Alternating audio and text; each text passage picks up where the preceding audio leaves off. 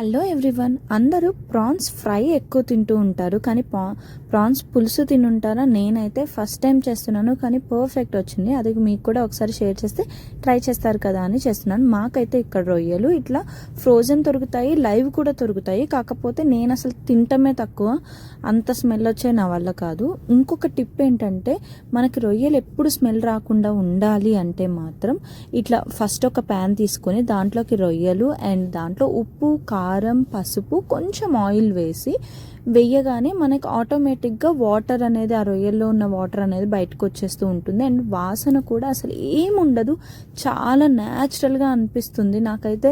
Like ఇప్పుడు ఇదివరకు ఒకప్పుడు నేను ప్రాన్స్ తినాలంటే అస్సలు తినేదాన్ని కాదు, కానీ ఇప్పుడు ప్రెజెంట్ అయితే నేను చికెన్ ఎంతైతే ఇష్టపడతాను దీన్ని అంతే ఇష్టపడుతున్నాను.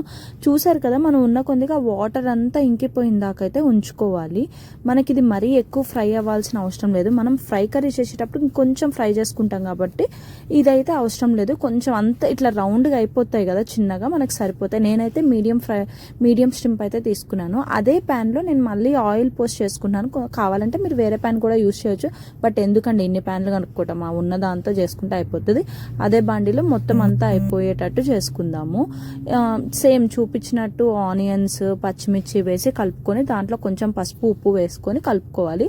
అప్పుడు మనకు ఆనియన్స్ కొంచెం మంచిగా ఫ్రై అవుతాయి.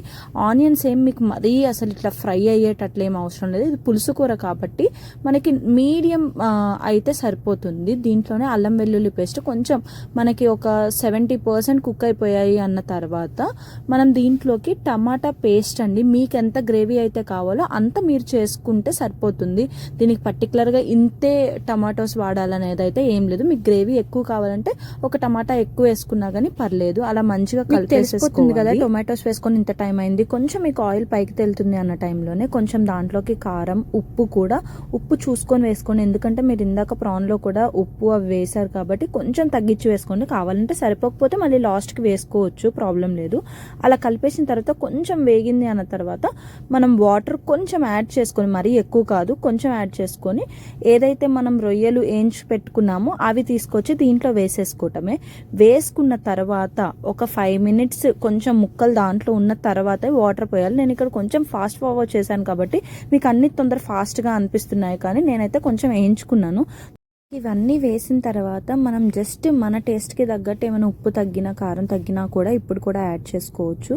లాస్ట్కి నేనైతే కొంచెం పచ్చిమిర్చి మీడియంలో కట్ చేసుకొని వేసుకొని దాని మీద కొంచెం నేను ఏదైతే నేను కట్ చేసి పెట్టుకున్న కొత్తిమీర కూడా వేసుకున్నాను. దీనివల్ల టేస్ట్ డబల్ అవుతుంది. అండ్ ఇప్పుడు నెక్స్ట్ పని ఏంటంటే, మీరు జస్ట్ ఈ వాటర్ని కొంచెం తగ్గించుకున్న దాకా ఉడికించుకోవటమే. ఇంకా అంతే, ఇంకా కూర అయితే అయిపోతుంది. ఇది చపాతీలో కానీ, రైస్లో కానీ, దేనిలోకైనా పర్ఫెక్ట్ కాంబినేషన్ అని అయితే చెప్పొచ్చు. మీరు కూడా ట్రై చేసి మీకు ఎలా ఉందో నా కామెంట్ సెక్షన్లో కామెంట్ చేయండి. బాయ్.